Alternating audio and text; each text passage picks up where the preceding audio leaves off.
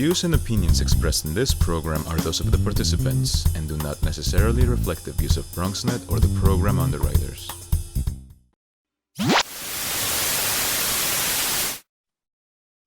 Welcome to Animated Life with the Made in New York Animation Project. In this series, we spotlight short films created by young people from the Bronx who have come together to share their experiences and creativity with the world through storytelling and animation.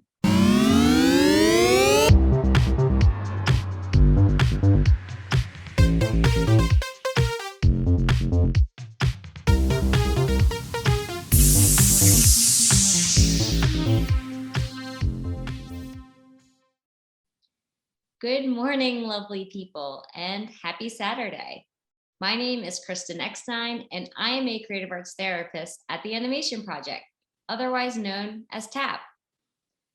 In my role, I have the humbling pleasure to co-facilitate TAP groups of all varieties. And in these groups, I have met the most incredible humans and have been able to witness countless stories and voices come to life. At the start of every TAP group, there's an opening ritual. It is our special way for the group to connect, get grounded, and activate our imaginations.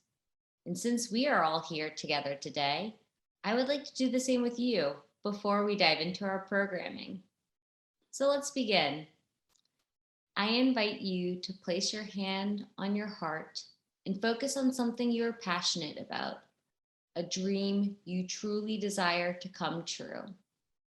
Now picture yourself in the time and place where this special wish has come true and pause there.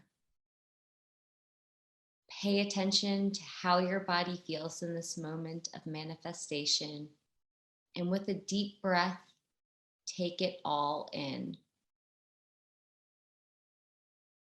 And as you sit inside your dream come true, exhale and simply say out loud, "It is possible."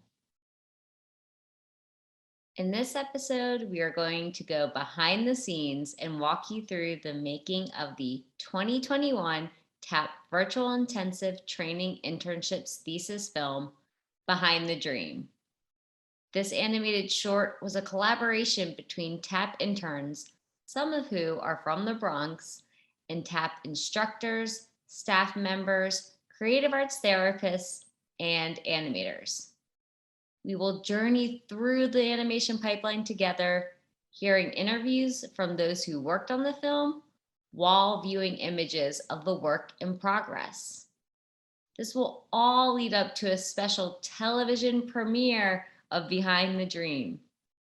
As one of the team members who worked on this film, I cannot wait to share and explore the process of creating this animation with you.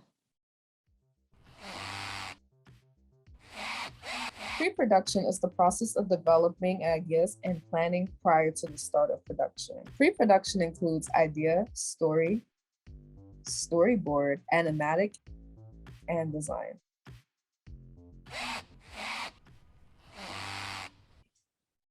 Hi everyone, I'm back again with another episode of Animated Life with Tab, and I'm Sanjona, the production coordinator at the Animated Life with Tab series, and today we have with us Leo Santana. How are you doing? I'm doing well.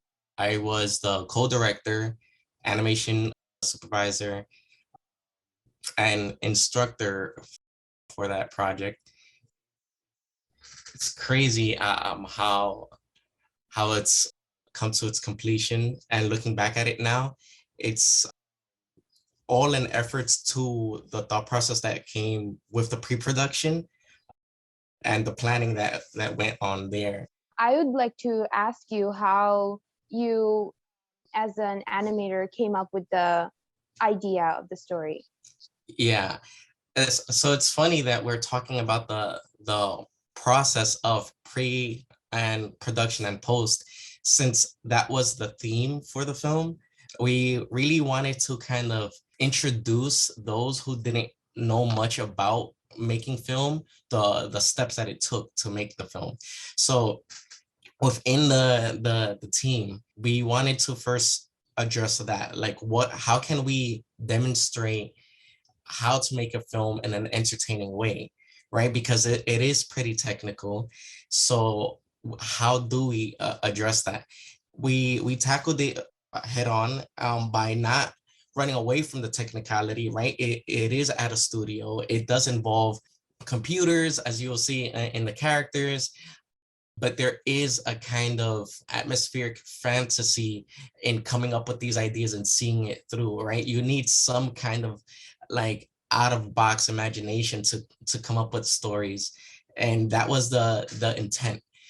So we went through a ton of storyboards, a ton of ideas before we showed it to the interns, as we first wanted to make sure that we got a big chunk of it out of the way, and just have the interns who are now learning add that extra elements that we might have overlooked by not being so fresh in this kind of pipeline. So it was a great partnership between the team leads and the interns. So, one of the most in depth and meaningful developments during the pre production phase was the creation of our main character, the kid. And as an art therapist and co leader of the group, I got to see all of the care and intention that went into creating the character. And I would love to hear from both of you, as two people who were instrumental in building this character, what that experience was like to create the main focus of our film. I could go first. It was a really fun process, and also one of my first collaborative process of making a character. So what I did was choosing the outfit color for the character, and I also did the color for the cute dog. We came up with the color red, and it was kind of like monochromatic outfit. To do that, we had to go through many trial and error and many illustrations, many changes, but still like getting that criticism from the team, trying to reflect what the whole team mindset is about the character design was a very, like, for me, it was like I'm developing as an artist kind of feeling. Yeah, so Jonah said it was, for a lot of us, the first time developing a character in a team. When it came to just the identity of the character, we had a lot to consider in terms of representation, because the cohort itself is pretty diverse. It's full of various students from, New York, or at least the tri-state area, because we even have interns that were based in places like Jersey. So we decided that the character themselves will be from New York, but also of an immigrant background. We didn't want to specify per se what nationality or what race. So we tried to, be selective with the color, like their skin tone, their hair texture. So the character, I don't want to say they're racially ambiguous, but a lot of different groups can identify with the character and kind of associate themselves with that, with just seeing that image represented. Also, too, when it came to just identity, we wanted the character to be part of the LGBT community. So we decided that the character will actually be a non-binary preteen. And there we try to find elements without, making it part of the dialogue, because the main premise of the story was just like the fact that this character is very ambitious of creating stories in the art of animation. So what we did in, like, say, the background of the bedroom was adding different posters and stuff to indicate that. Like, I designed one of the posters, which was actually a drawing of Marsha P. Johnson. For those who don't know, was one of the pioneers and the founders of our current Pride movement. And she was a Black trans woman. So just adding those little pieces, each of us, were able to kind of see ourselves represented within just this one character. Production is the process of making the animation. Production includes layout, research and development, modeling, texturing, rigging, animation, visual effects, lighting, and rendering. Thanks to our beautiful host, Melly, for explaining the process of production. And we're going to delve into how every part of it works and how we incorporate it in our film. So, Leo, tell us a little about the production process. So production was interesting. So prior to the film, interns learned everything from animation, lighting, texturing, modeling, and all these steps that you're gonna see in the film. Yeah, so you were part of the lighting team. How was that transition for you from learning to now implementing and kind of having these responsibilities? I do remember that not knowing anything at all and going to the office hours to learn how to texture or light a scene, getting help from you. It was, I think I was able to learn because I was really enjoying what I was doing. And I would say between texturing and lighting, I enjoyed lighting a lot because light is like the life of a scene, can make a scene sad or happy or gloomy or angry. So light is a very essential part of the production of a film. And I would love to ask you about rigging and animation and modeling because I was on the more texturing and lighting part of the process. So can you talk a little bit about those other parts? Yeah. So the modeling, animation, and rigging part actually plays such a huge role in the development of films, right?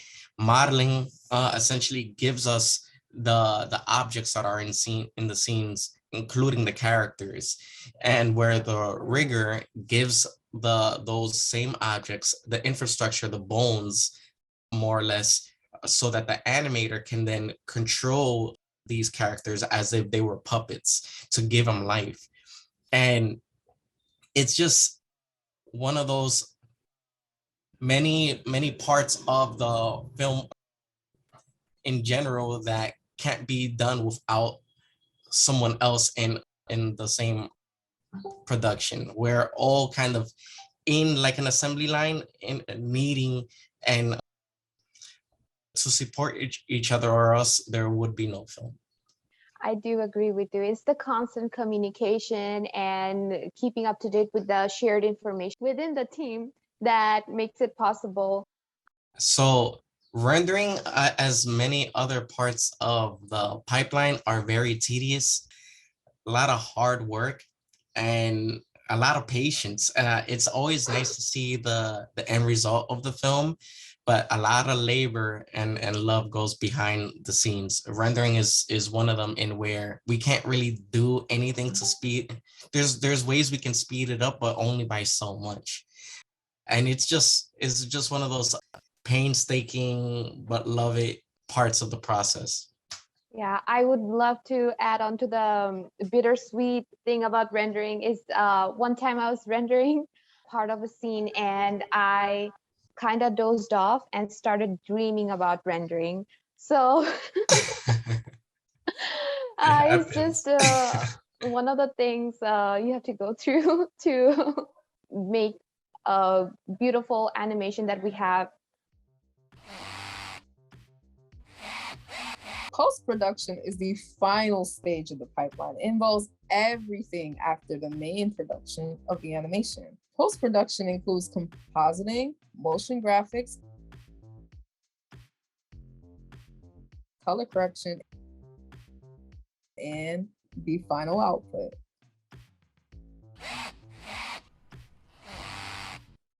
And we're back again. Welcome back, Leo. And thank you, Melly, again, for your wonderful explanation of the different parts of post production. I think I could talk a lot about post production because I was in that cohort, but I'll let Leo start before I start rambling. Please tell us a little about compositing, motion graphics, color correction, and final output. This in a lot of people's eyes is their favorite part, because essentially this is when you're grabbing bits and pieces from all the work that has come from pre-production all the way to production, and now you get to piece together the painting more or less, right? You take the animation, you take the background, you take all these different renderings, and you kind of layer them to see the whole piece overall. And I know that you had a lot of fun with it since I met with you a lot. Why don't you speak a little bit more about that process? I actually one of my favorite scene in the film was scene 7 or room 7, I believe, and it was the compositing room. I did the illustration for that room, and I really had a lot of fun with compositing because before I started compositing the scene, I had to illustrate the images. To composite a scene, you have to keep a lot of things in mind, like perspective, color, and then just visually making it look very good, or however the team wants it to see. And there's always last minute changes you need to make with compositing because it is part of post production. Yeah, color correction is important. From going from one scene to another scene, another thing that we do is we render shots separately too, essentially different camera angles. So the color correction helps make sure that these shots feel like it was done by one team, and color correction can balance that from scene to scene, so we know that more or less it feels like it's all part of the same universe, more or less. And it's always nice to play around with color. You mentioned it earlier and during production when you spoke about lighting. Lighting plays such a vital role in how it can establish like emotion. So can color in general. And that's one of the things that we play around with during color correction. Yeah, it's definitely an integral part of the post-production process of the animation. I think one last bit we could talk about is final output. I believe it is the rendered out, edited output of the whole team effort, and it's the best feeling ever. I'd like to share how you felt. Exactly. A final output is the best feeling ever because there's so much work that goes into the process of making the whole film that when it's finally done and over with, you can sit back and really enjoy what we made as a team from zero to nothing, right? That's always the mind-blowing part as an artist, where you can like disconnect yourself from the project and finally just enjoy it like a viewer, like anybody else. And that's essentially what it is, a final output where we kind of give credit to everybody deserving, credit to everybody that helped us get here. And we are playful with the credits, as you see, as it's important to not be too serious about animation. It is animation. We're all here to have fun, and it's just been a pleasure. So regarding just the art of animation, one of the most important things when it comes to just making a project is sound. But I feel like when it comes to sound production, a lot of the times it's overlooked because the first thing that people's minds tend to grasp to when watching is, the visuals, but there's a lot of other elements that come into play. Yeah, sound is just one of those essential elements. Kristen, since you worked on sound production, can you tell us the process regarding Behind the Dream? How exactly did you aid in that field, and who did you collaborate with during this whole production? Absolutely would love to talk about this because working on sound is something I never saw myself doing. But in my time at TAP, working on a variety of films, I kind of got really into it. And that is because it is essential and it is really fun. It takes all of those visual cues that have been intentionally set up and animated and really is that spark that brings it to life. If you're watching something, you know a sound goes with it, but you don't know it's missing until you hear it and you see that transformation. And as far as the process goes, I got to work with one of our other interns who graduated, Alison, and we worked very closely together on the sound in the sense that we wrote a list as a group what sound effects would be needed. And then Alison and I searched for the sound effects and started working in DaVinci Reserve with the animatic. So we knew the timing of the visual cues and the animations and putting those sound effects in. We worked a lot with sound effects to bring our characters to life and to make that motion more believable. Because like I said, we as humans do experience things from all five senses. And so when we're watching something, there's a movement, you know there's going to be some sort of sound that goes with it. And so Alison really took all of those sound effects and we timed them out together, and he polished all the work and then would bring it back to the group, and the group would give feedback, and he would go back into DaVinci and adjust levels, or maybe swap out a clip that was used to really bring it full circle and complete the film. Thank you so much for sharing that, Kristen. One thing I'd like to add about the connection with emotion and music is that Leo and I talked about lighting, and we were saying that lighting is like the life of the movie or film. And if like lighting is the heart, then music is the beating of that heart. Up next, our amazing team member, Melly, is going to talk a little about the trailer. Really exciting, and let's hear about it. Okay, so when we were just in the process of finalizing the film, we were trying to see if there's any like additional promotion materials we can make just for fun. So if I'm not mistaken, I think it was extra credit. So I was like, okay, let me put my film background to use. And I made a trailer for the film, which was very fun because I love to edit. And with this specific, as we said, with this thesis film, the character, there's no audio, there's no dialogue. So I decided to have the trailer kind of heavily rely on music. And I decided to do a nice upbeat vibe because they enter the office space, which is kind of like reminiscent to Tap's own office. And from there, I just, do different cuts with like frames saying, okay, this is an unconventional studio for the ambitious child. So we have an idea of what the film is without truly revealing it.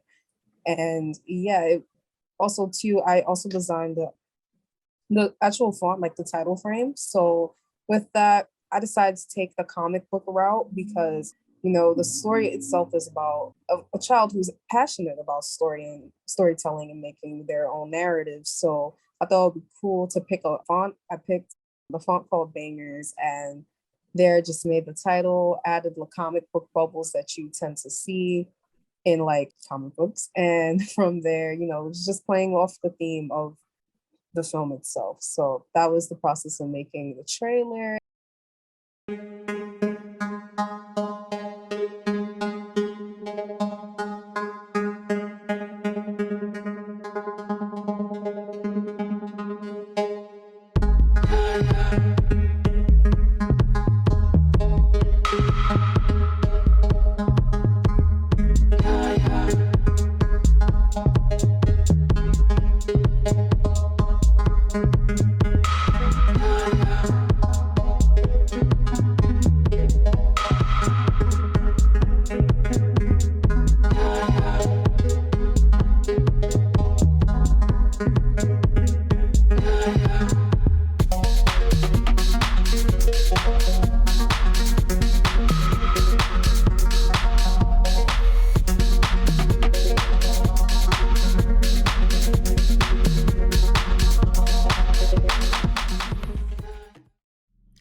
Pre-production, check. Production, check. Post-production, check. Now time to screen the finished product, Behind the Dream.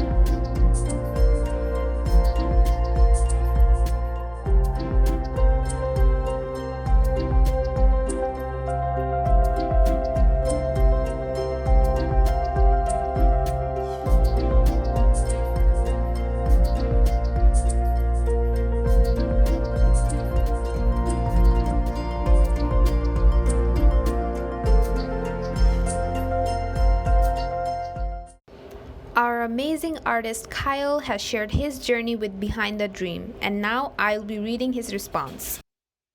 I would like to thank the entire TAP family and give a warm shout out to my fellow interns. We worked together with determination, communication, and passion on full throttle to make this beautiful short film. I helped the illustration team by creating the following. I assisted with the skateboard design, designed but did not color the super pop poster in the bedroom scene. Lastly, I created the design on the elevator wall, which symbolizes TAP teamwork, along with elements of the project itself through my own original illustrative style. Thank you. Wow. I had so much fun watching Behind the Dream with all of you. And I really wish we could hang out all Saturday, but it's time to bring this episode to a close. As we saw earlier, it took a whole community to make this animation possible. And just as the TAP team came together, sharing their ideas, strengths, talents, we too carry special qualities in us that we share with the world. Let us close with a reflection of how our unique light shines inside of all of the communities that we are a part of. Thanks again for joining us for Animated Life with TAP. Please stay connected by visiting our website, www.theanimationproject.org, and following our social media accounts. Until next time, Bronx viewers, stay animated.